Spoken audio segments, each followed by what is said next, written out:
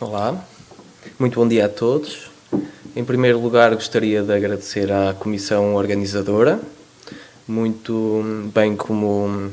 os seus colaboradores, nomeadamente o município de Ponte de Lima. Também gostaria de agradecer a todos os que se encontram aqui presentes hoje. Também gostaria de agradecer aqui a moderação do doutor, pela moderação desta mesa. Simultaneamente, também gostaria de fazer uma pequena nota breve por congratular o Ponte de Lima por mais um aniversário e que esperemos que para o ano que venha estejamos todos reunidos para celebrar 9 séculos da sua existência. Sendo assim, iremos apresentar a temática As transformações na região limiana do Convento Bracarense, conquista, romanização e mudanças económicas. Ao longo do primeiro milénio a.C., as populações que habitavam o noroeste da Península Ibérica conheceram mudanças bastante significativas, cujas expressões materiais permitem inferir algumas ilações sobre as transformações políticas, económicas, sociais e culturais que produziram, em meados desse milénio, a unidade cultural conhecida por cultura castreja. Se a gênese da cultura castreja pode ser encontrada ainda nos finais da Idade do Bronze, foi ao longo da Idade do Ferro que ela se desenvolveu. Durante os primeiros séculos desse período cronológico, sensivelmente entre os séculos VI e IV até ao II a.C., a par de alguns povoados no alto dos montes, já ocupados desde pelo menos o Bronze Final. Começam a surgir novas concentrações populacionais em colinas dispostas na costa, vales ou bacia dos rios, ou ainda nas médias elevações destacadas na paisagem. As novas configurações no povoamento do território anunciam uma mudança significativa nas estruturas políticas e administrativas, as quais, embora ainda pouco conhecidas, sugerem um momento de certa concentração populacional e a intensificação da agricultura nas proximidades dos castros. Pese ainda a identificação, apesar do aparente baixo número de exemplares, de cerâmicas provenientes da zona ática, púnica e ibérica,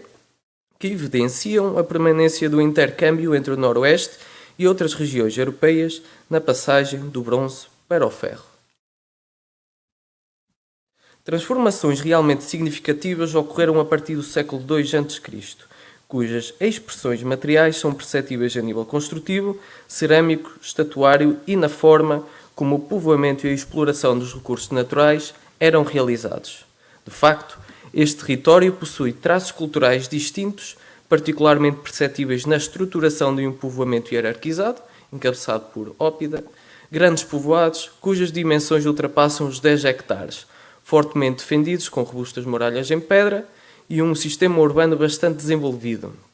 em cujos eixos principais foram detectados pavimentos em granito.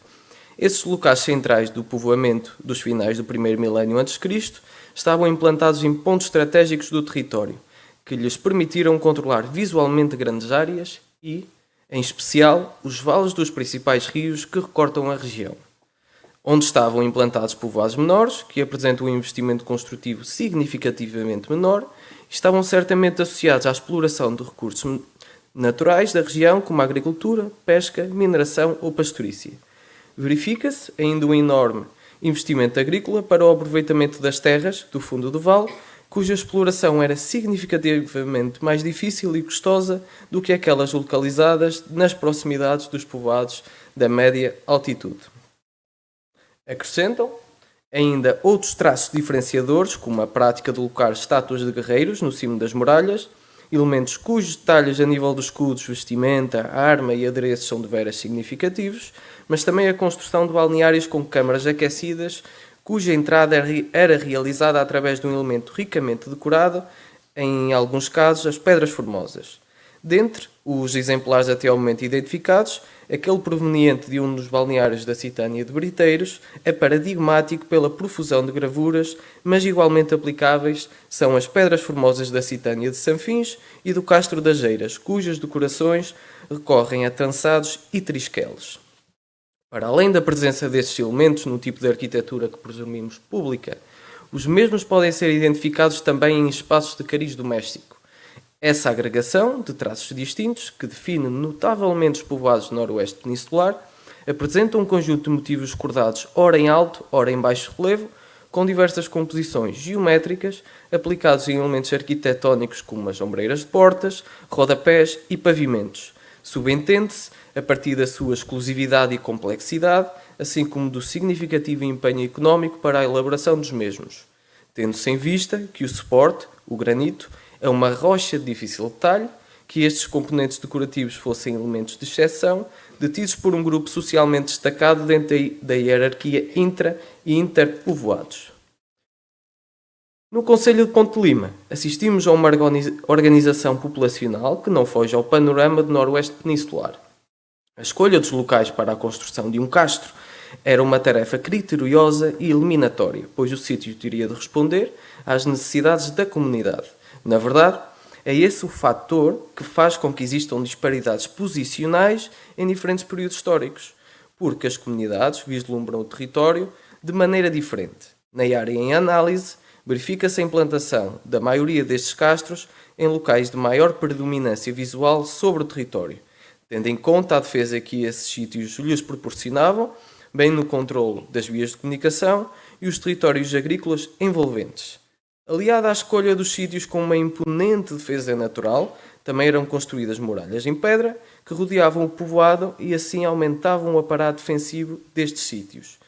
A utilização da pedra, dentro da fase 2B, que subdivide a Idade do Ferro, é um dos fatores de transformação comparativamente ao período cronológico anterior. Isto porque, além de implicar uma alteração intensa de cariz arquitetónico e construtivo, pela adoção da pedra tanto na implantação de muralhas como na edificação de casas circulares e, posteriormente, alguns arruamentos, esse trabalho do granito exigiu a adoção das ferramentas em ferro que permitiu afeiçoar esta matéria-prima e alterar a forma tradicional da construção destes locais. Relativamente às muralhas, estas também oferecem dados de como estas comunidades percepcionavam o território, porque o número destes recintos defensivos variava consoante o posicionamento do sítio, podendo, na região limiana, variar entre 1 e 5 linhas de muralha, tal como se verifica no Castro do Alto das Valadas. Contrariamente, o Castro de Santo Estevão, na faixa, não apresenta qualquer tipo de defesa antrópica, mas revela uma alta quantidade de materialidades cerâmicas, nas quais estão incluídas as produções castrejas, mas também objetos provenientes de locais mais longínquos, como as cerâmicas áticas e púnicas e, posteriormente, romanas. O povoamento da Idade do Ferro na região limiana estava estruturado com a implantação de povoados em locais de maior predominância visual sobre o território, tendo em conta a defesa que estes sítios lhes proporcionavam, mas também em função de pontos estratégicos como a proximidade de cursos de água e vias de comunicação. Porém, a potencialidade defensiva não parece ter sido a única característica considerada na escolha da implantação destes locais, pesando igualmente a proximidade aos terrenos agrícolas, com um elevado grau de produtividade. Em primeiro lugar, pela simples questão de suprir as necessidades básicas destas comunidades, e em segundo, devido ao tempo de deslocação entre o local de cultivo e o habitat. Nesse sentido, verifica-se um povoamento disperso, tendo aparentemente um raio de produtividade unitário, voltado para as comeadas mais proeminentes da região, não deixando de parte a proximidade harmoniosa com os corredores de circulação naturais que seriam moldados paulatinamente pela erosão dos rios. Esta dinâmica pode ser observada no Castro de Santo Ovídio, em Arcozelo, onde foi aplicada uma análise de visibilidade com 1,7 metros de altitude, o offset, e um raio de 5 km.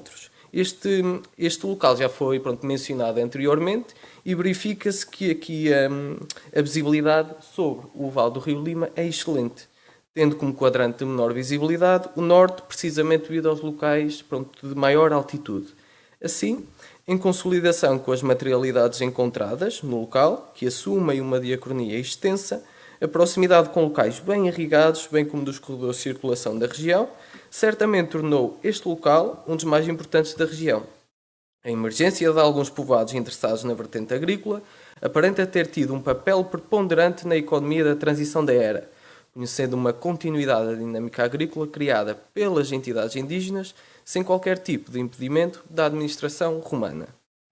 A conquista romana da Península Ibérica foi um processo lento e gradual, cuja presença foi iniciada com o estabelecimento de províncias que se limitavam à costa mediterrânica e a expansão deu-se paulatinamente em direção aos territórios do centro, norte e oeste peninsular,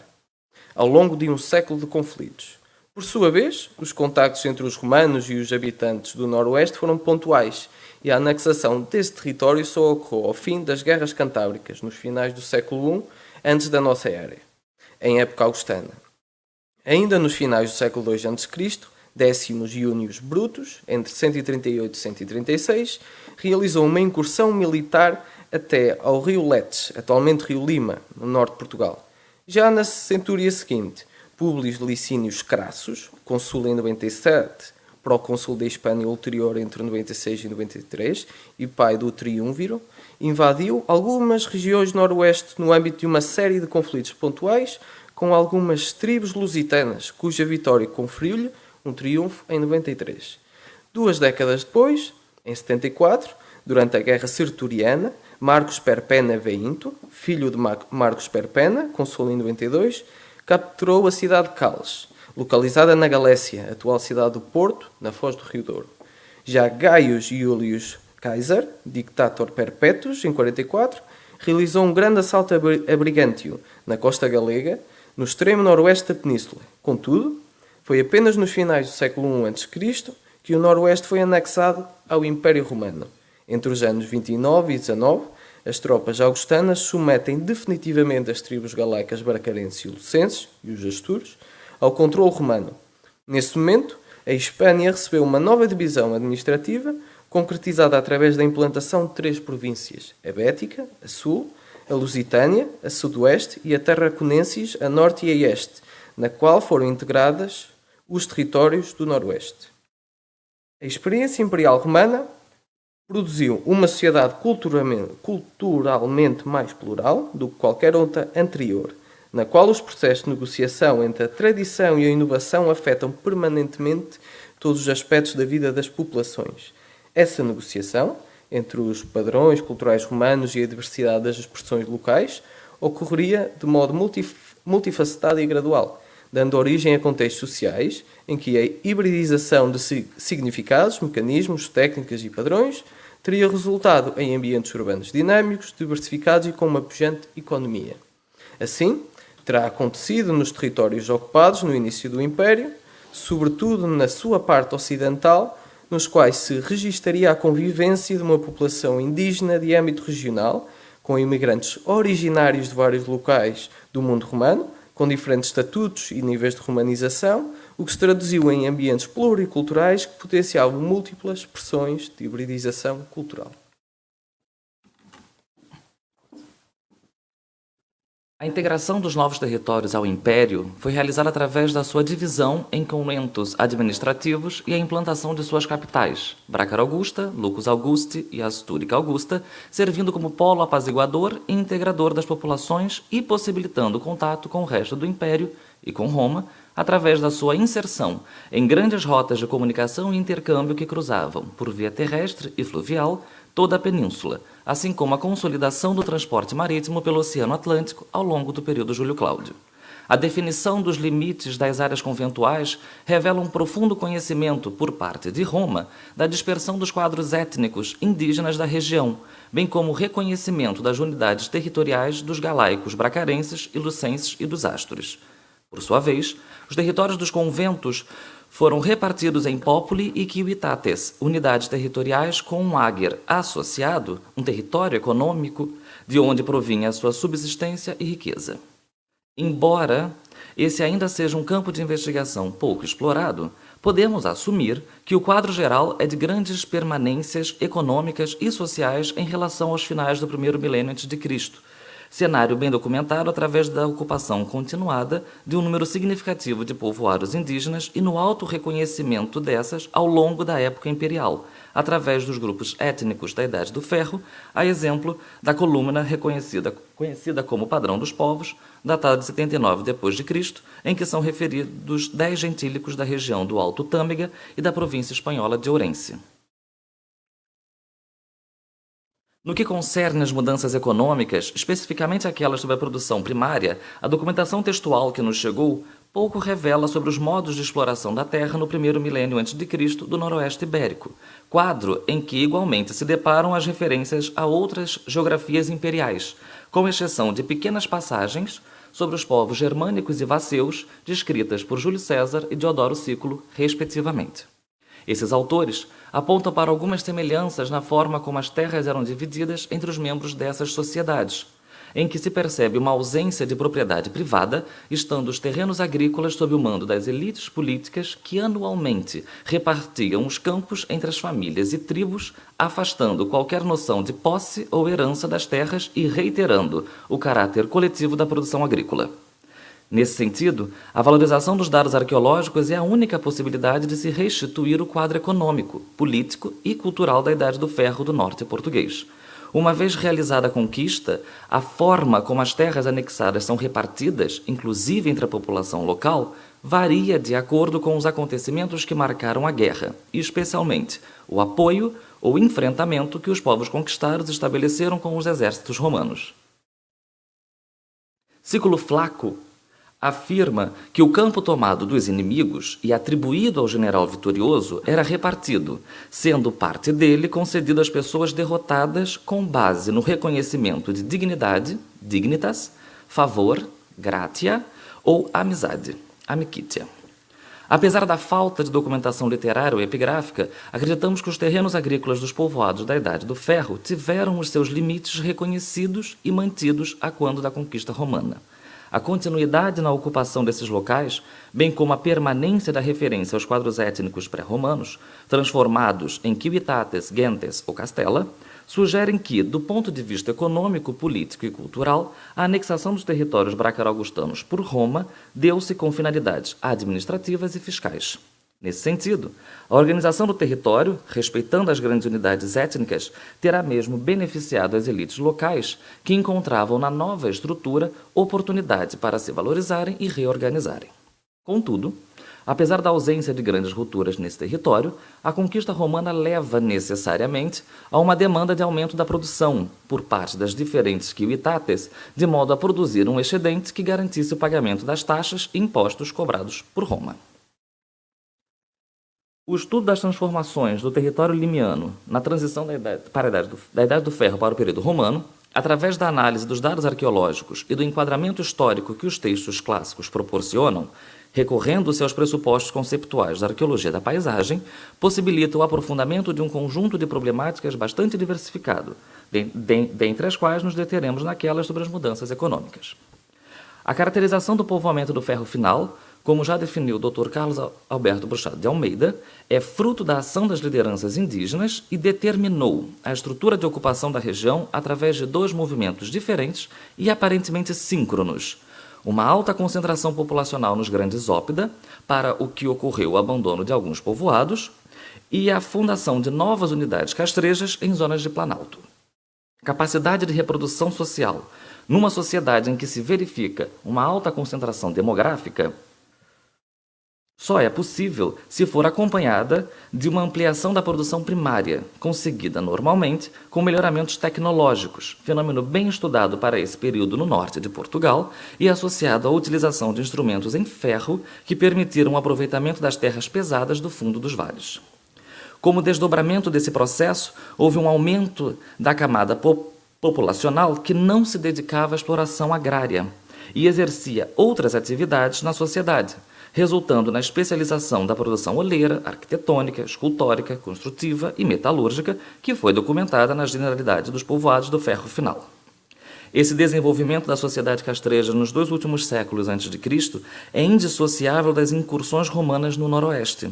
Apesar desse contato incorrer pontualmente em episódios bélicos, no geral, parece-nos que os interesses romanos eram sobretudo econômicos, abrindo os portos dos Galaici, Bracaroaugustani e Lucensis aos interesses comerciais romanos, particularmente no controlo da rota marítima de circulação de minérios, como o ouro e o estanho, mas igualmente outros produtos mediterrâneos, documentados em diversos castros, especialmente os costeiros, assim como as centenas de denários republicanos entesourados.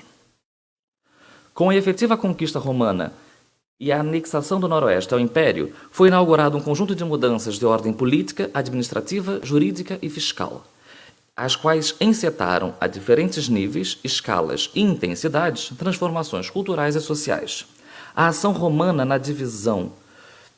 em conventus iuridici do vasto território incorporado ao fim das guerras cantábricas parece ter reconhecido os quadros étnicos indígenas, designadamente os galaicos e astures, assim como as entidades menores que conformaram os populi civitates, cujos territórios econômicos parecem ter sido mantidos sob o controle das antigas elites indígenas.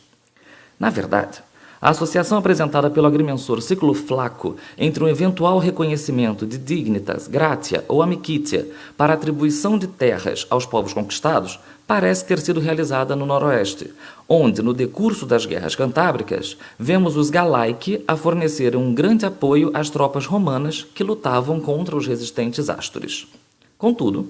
se podemos atenuar os impactos da conquista para a área atlântica do norte peninsular, seria completamente imprudente ignorá-los. A integração jurídica dos territórios ao império implica necessariamente a aplicação de Vectigalium Ratione, avaliado pela sua área e produtividade, uma vez que a imunidade imperial teria sido concedida para uma ínfima minoria, como a Gensus Sarrorum entre os castellanos pameobrigenses, documentada no bronze de Bembibre. O pagamento de impostos cobrados por Roma, que, segundo Cícero, para a Espanha seria em moeda e não em gêneros,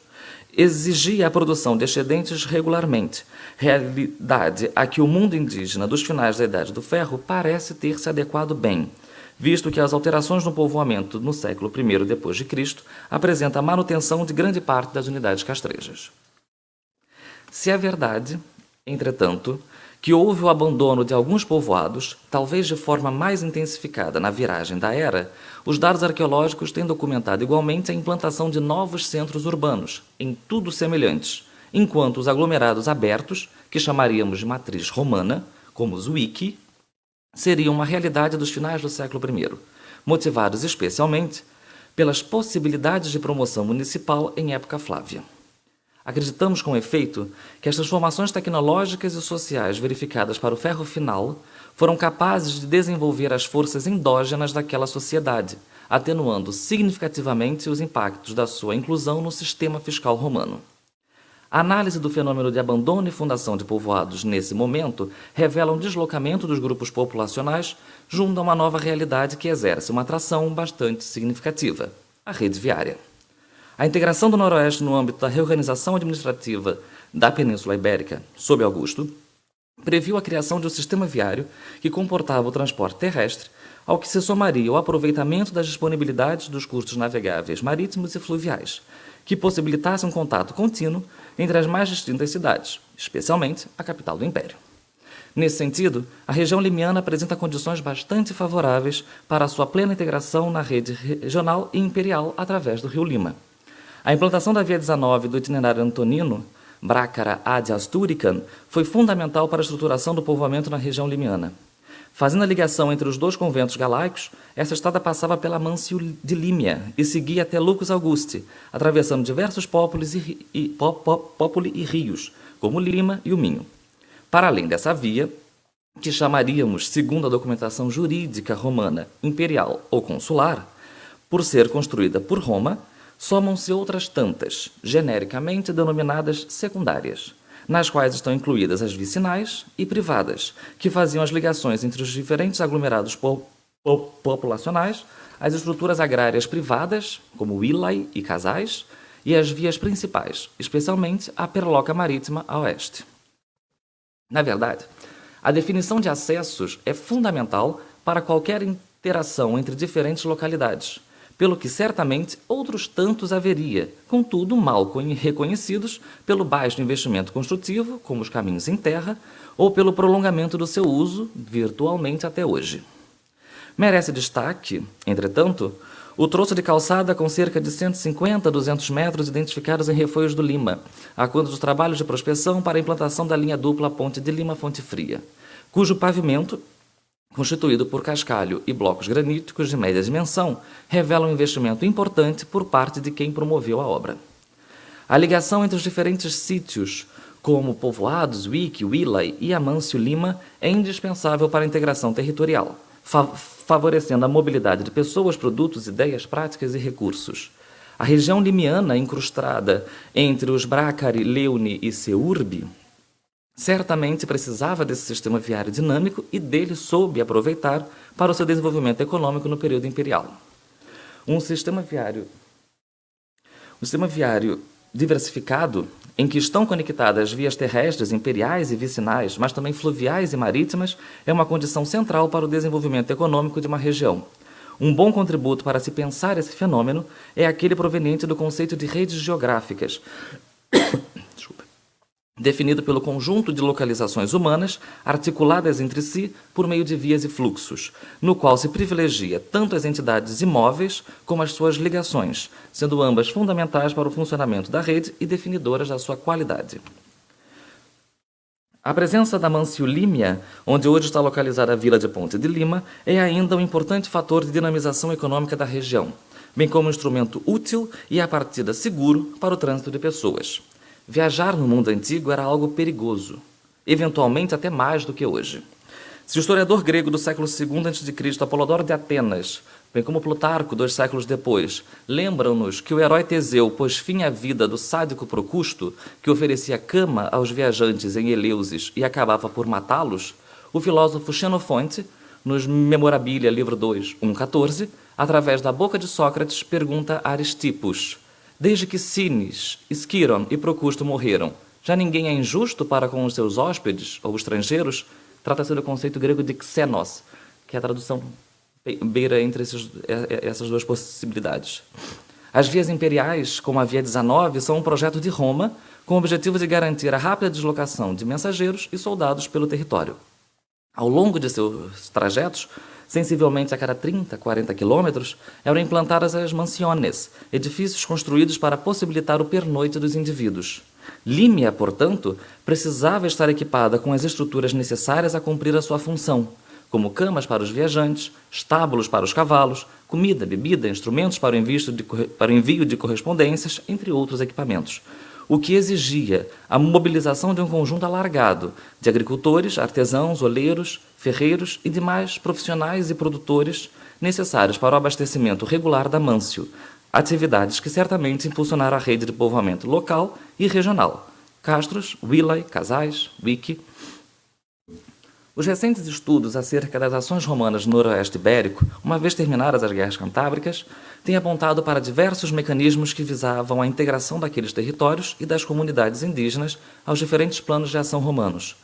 dentre os quais destacamos a implantação de um sistema administrativo conventual, ainda no período augustano, a construção de cidades ex novo para a capitalidade desses conventos,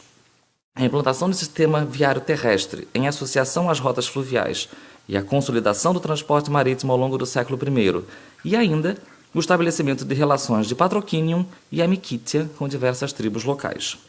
Esse conjunto de fatores parece ter impulsionado a constituição de uma região do Império que, apesar de conservar em grande medida traços culturais locais, integrou-se, já nas primeiras gerações, às esferas políticas, econômicas e sociais que compunham a rede imperial. Desde, pelo menos, a década de 1980, a romanização do norte de Portugal tem sido vista como um processo de adaptação a diferentes ritmos e não uma ruptura e desarticulação completas do modo de vida castrejo. Essa perspectiva tem permitido evidenciar os sinais de integração entre as comunidades do Ferro Final e os romanos desde o século II a.C., atenuando-se assim o caráter disruptivo que a conquista bélica teria ocasionado. Isso parece ter ocorrido na região limiana do convento bracarogustano.